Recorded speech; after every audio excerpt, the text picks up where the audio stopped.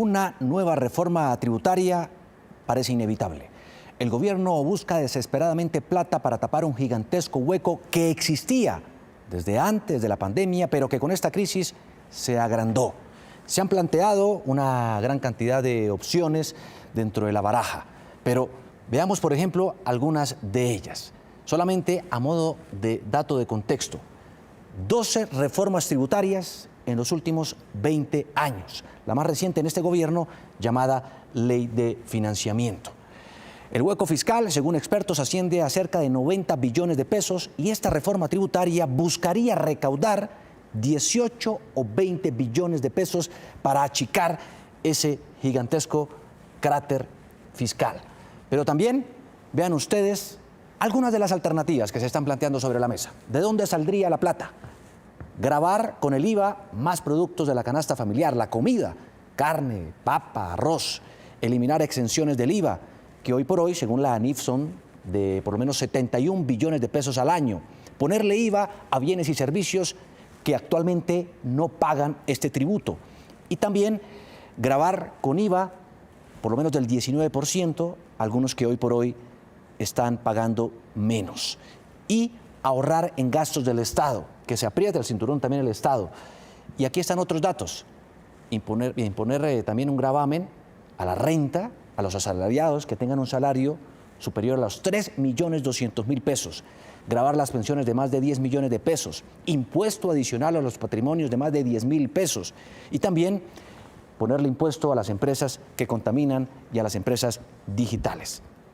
Aquí está precisamente dos miradas, dos puntos de vista en torno a esta posibilidad inminente de una reforma tributaria. Jorge Bedoya, quien es el presidente de la SAC, de la Sociedad de Agricultores de Colombia, y Mario Valencia, de Sede Trabajo, analista y profesor de la Universidad Nacional. A los dos, gracias por estar aquí hasta ahora en Noticias Caracol. Buenos días, Juan Diego. Saludos a Jorge. Igual, Mario. ¿Quiénes deben poner más y meterse la mano al drill en medio de esta crisis económica que estamos viviendo? Doctor Bedoya. Pues Juan, evidentemente los colombianos de mayores ingresos y aquellos que lo puedan pagar. Mire, Colombia tiene 14.3 millones de hogares y de esos 14.3 millones de hogares, 11 millones de hogares ganan menos de 2.7 millones de pesos al mes. Nosotros desde la SAC lo dijimos en el 2018 cuando empezó la intención del gobierno de la primera ley de financiamiento. No se puede encarecer en 19% la comida de los colombianos con un IVA. De tal manera que yo creo que las opciones están sobre la mesa. Está, por supuesto, lo que usted mencionaba, prolongar el impuesto al patrimonio. Inclusive ya algunos partidos han hablado de un impuesto inclusive adicional para quienes tienen patrimonios superiores a los 10.000 millones de pesos. Está el aplazamiento de la reducción del impuesto de industria y comercio. Y en general hay muchas alternativas como la lucha contra la evasión y demás. Y claro, el tema de la renta para personas naturales y revisar algunas exenciones que se tienen en ese frente. Pero definitivamente, como lo dijimos en el 2018, gravar la comida de los colombianos sería una locura. ¿Qué hay que gravar, Mario? ¿Comparte usted esta misma apreciación? Yo estoy de acuerdo con el doctor Bedoya en ese aspecto. Yo creo que es el peor momento para hacer una reforma tributaria. Es que ¿a quién se le ocurre hacer una reforma que va a sacar más recursos de la sociedad en medio de la peor crisis económica de la historia de Colombia? Esto realmente no se le ocurriría a nadie. ¿Por qué el gobierno nacional y el Banco Central no piensan en unas fuentes alternativas para recoger esos dineros? Entonces, lo primero es decir que es el peor momento para hacer cualquier tipo de reforma. Pero más aún cuando lo único que ha dicho el Ministerio de Hacienda, en la misma voz del viceministro, es que lo que están pensando es gravar productos de la canasta familiar, aumentar el IVA. Y aquí yo coincido con el doctor Bedoya en un aspecto. Hubo sectores en 2020 que no perdieron. Hubo sectores como el financiero que aumentaron las ganancias, que crecieron positivamente. Y el sector financiero colombiano se lleva el 40% de las rentas exentas, de regalos tributarios otorgados por gobiernos anteriores. Entonces, si estamos pensando en recoger más dinero que necesita el Estado, necesita más dinero para poder inyectarlo a la economía, deberíamos estar pensando en quienes no perdieron en la crisis, en los sectores más ricos de la población, el 1% más rico de la población que todavía tiene impuestos bajos, y no en las propuestas, por ejemplo, como de ANIF, de cobrar impuestos a partir de 1.500.000 pesos. Claro. ¿Comparte usted esa misma apreciación, doctor Bedoya? Es decir, no es momento para una reforma tributaria y quienes deberían pagar son los que más han ganado, como en este caso lo plantea Mario, el sistema financiero. Pues Juan, mire, indiscutiblemente la reforma se necesita por una razón y para la audiencia que nos está viendo en este momento. Si no se hace una reforma y con todo lo que el gobierno ha tenido que gastar para de alguna manera ayudar a los colombianos menos favorecidos o los más vulnerables en el medio de la pandemia, tenemos un problema con las calificadoras de riesgo. ¿Eso qué significa? Que si no se cuadran las cuentas fiscales, el endeudamiento de Colombia va a ser más difícil. Pero de alguna u otra manera, si uno va a llevar una reforma, no solo tiene que pensar en el Congreso en qué es técnicamente viable, sino políticamente viable. Yo le digo una cosa, Juan Diego, si aquí el Congreso, la República, el gobierno decidieran, que yo aspiro y confío en que no va a ser así, grabarle la comida a los colombianos con el 19%, hasta definen una elección presidencial del 2022. Entonces, la reforma es necesaria, pero lo que hay que buscar es el camino. Y mire que con Mario, con quien nos encontramos en diferentes escenarios, estamos de acuerdo en unos principios. Y sí, hay sectores que definitivamente lo pueden hacer. Y lo otro es que esto puede ser gradual, porque nuestra economía se tiene que recuperar, en tal sentido que uno va mirando y programa unos temas fiscales de aquí a unos 10 años o 5 años, y todos tendremos que poner, pero ¿quiénes definitivamente no tienen que poner? Pues los más vulnerables y los colombianos que ganan menos de 2.7 millones de salarios mínimos. Es que estamos hablando de 11 millones de hogares, esos son más o menos 30 millones de ciudadanos, de tal manera que aquellos que tenemos la posibilidad de pagar, claro que hay que pagar, y sin duda alguna hay que fortalecer la disciplina y la cultura tributaria, porque al final del día, como dijo un político en algún momento, esto todos ponen. La crisis existía antes de la pandemia. Ya estaba el hueco y bastante grande. Lo demuestran la gran cantidad de reformas tributarias que a cada rato imponen en este país. ¿Por qué ha sido tan difícil lograr ese equilibrio fiscal? Y bueno, ahora con esta crisis se ha agravado. ¿Por qué, Mario?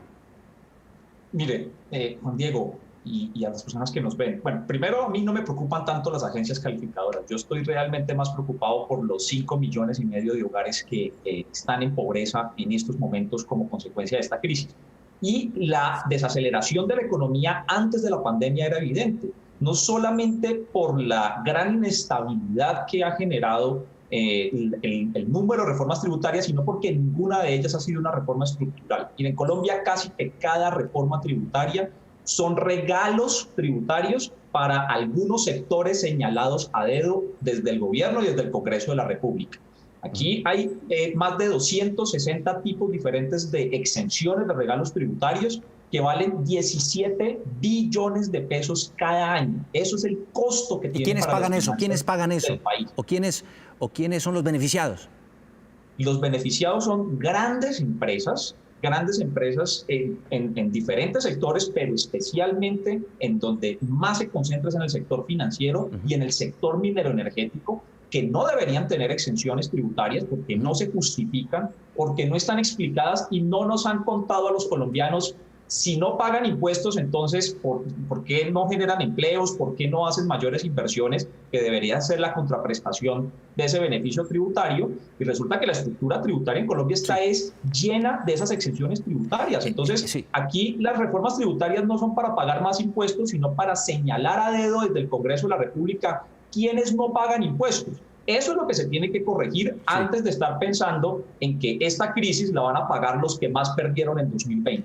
¿Por qué hay tantas exenciones a los gremios económicos, financieros específicamente, como lo plantea Mario, doctor Bedoya?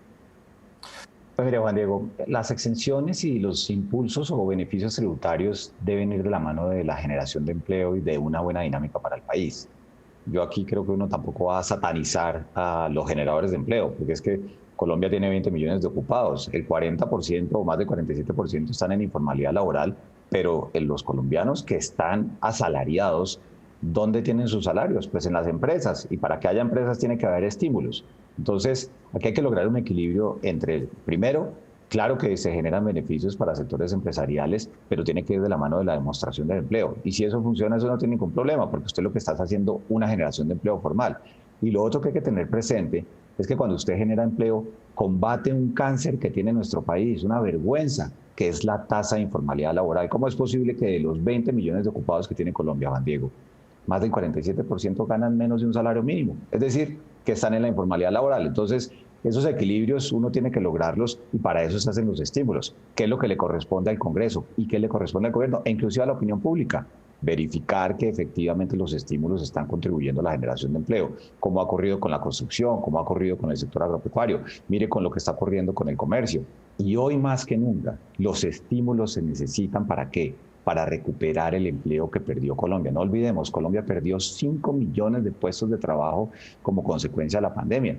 Si nos queremos reactivar económicamente, seguramente habrá que cambiar la cuenta, que los sectores que necesitan más, como Mario lo dice, los más vulnerables, son 4 millones de hogares que están en condición de vulnerabilidad, pero hay una población que es el sánduche, que son los que que ganan menos de un salario mínimo y que ganan ganan más de un salario mínimo y que ganan menos de 2.7 millones de pesos. A esos colombianos que hacen parte del mercado laboral deben estar trabajando en empresas o tener su propio emprendimiento, y para eso también se necesita revisar que ojalá ellos reciban estímulos para poder generar empleo, porque el empleo no se genera, como dicen, por generación espontánea. ¿Quiere agregar algo, responder a algo puntual, Mario? Sí. Digamos, yo estoy de acuerdo en que debe haber estímulos a la creación de empresas y que las empresas sean las que lideren la generación de empleo en el país. Esa es la lógica. El problema, Juan Diego y Jorge, es que en Colombia en los últimos 40 años no existe una sola evaluación, no existe justificación de por qué se entregan beneficios tributarios. Se entregan beneficios tributarios y después no hay una evaluación sobre si esos beneficios tributarios fueron otorgados para generar empleo o para generar inversión. No lo sabemos. ¿Sí? Uno esperaría que eso ocurriera, pero a la luz de los resultados de lo que ha ocurrido en el país en los últimos años, la conclusión es que no, se entregan beneficios tributarios y no hay generación de empleo. Nosotros antes de la emergencia sanitaria, Juan Diego, llevábamos 4 años consecutivos de aumento de la tasa de desempleo. Y entonces, ¿por qué se siguen entregando beneficios tributarios? La última reforma que hizo el presidente Duque en 2019 otorgó 10 billones adicionales en beneficios tributarios. Dígame si eso tiene alguna justificación. ¿Con qué cara un gobierno, promueve en este caso una nueva reforma tributaria, cuando hace menos de 2 años la ley de financiamiento, disfrazada con ese nombre, pero era una reforma tributaria también, se impuso en el país? ¿Por qué ahora, a quién le echamos la culpa? ¿La pandemia para poner otra reforma tributaria, doctor Bedoya? Pues mire, Juan, es que evidentemente la humanidad y nuestro país el año pasado sufrió algo que realmente le descuadró a todo el mundo la caja, como dicen, y es la pandemia. Un país que pierde 5 millones de puestos de trabajo, que el gobierno tiene que sacar plata para generar el programa del ingreso solidario, para ayudar a las pymes, para mantener a flote lo que quedó de la economía. Es que, acuérdese, este viernes hace un año a todos nos mandaron a la casa o empezó el tema de la cuarentena. Y de un momento a otro se perdieron 5 millones de puestos de trabajo y la gente empezó a poner las banderas rojas porque no tenía con qué comer. ¿De dónde salió la plata? Del gobierno. Entonces, yo no digo aquí a qué hay que echarle la culpa a quién. Definitivamente la pandemia generó esto y en todo el mundo se ha visto. Mire que los Estados Unidos están aprobando un paquete de 1.9 trillones de dólares para recuperar su economía. Antes en Colombia se ha hecho un enorme esfuerzo y fíjese que hasta ha habido una buena coordinación con los alcaldes y los gobernadores a pesar de las diferencias políticas. Entonces, esto sí es una cosa que se necesita. Que nunca el país ha tenido una reforma tributaria estructural, eso es cierto, pero sí hay una particularidad y es que la pandemia nos pasó una cuenta de cobro muy alta. Y mientras la gente no use el tapabocas y no se reactive la economía, pues las cuentas fiscales seguirán descuadradas. Así que aquí todos tenemos que poner comportamiento social, uso de la máscara, distanciamiento social, algunos temas tributarios, quitar unos beneficios y pensar siempre en los más vulnerables, que yo confío que ojalá eso cuando el presidente de la República y su ministro de Hacienda anuncien la reforma, sea una reforma verdaderamente social, pero que no vaya a encarecerle en 19% la comida a los colombianos. Para cerrar ya, y su conclusión, Mario. Yo creo que no se necesita una reforma tributaria. Ningún país desarrollado o país que hace parte de la OCDE, como lo hace Colombia, de la Organización para la Cooperación y el Desarrollo Económico, ha hecho reformas tributarias en medio de la crisis. Han buscado fuentes alternativas de recursos. Yo no entiendo por qué ningún país del mundo, ni Estados Unidos, ni los países de la Unión Europea, ni los países asiáticos están preocupados por la inflación y están haciendo emisión monetaria, y en Colombia ese tema es prohibido, es un tema vetado. No se puede hablar de emisión en Colombia y parece que somos el único país del planeta preocupado por la inflación cuando nadie más lo está. Yo creo que hay otras fuentes que se pueden usar. Colombia tiene 55.000 millones de dólares de reservas internacionales. El Fondo Monetario Internacional tiene un mecanismo para hacer emisión de moneda que Colombia puede tener sin tener ninguna deuda adicional. ¿Por qué no se piensan en esos recursos antes de una reforma tributaria que todos los indicios, todas las muestras, todo lo que han dicho hasta el momento señala que va a ser una reforma tributaria que va a tocar el IVA, porque no hay otra idea diferente del gobierno nacional que la del IVA a los alimentos? Su conclusión, doctor Bedoya.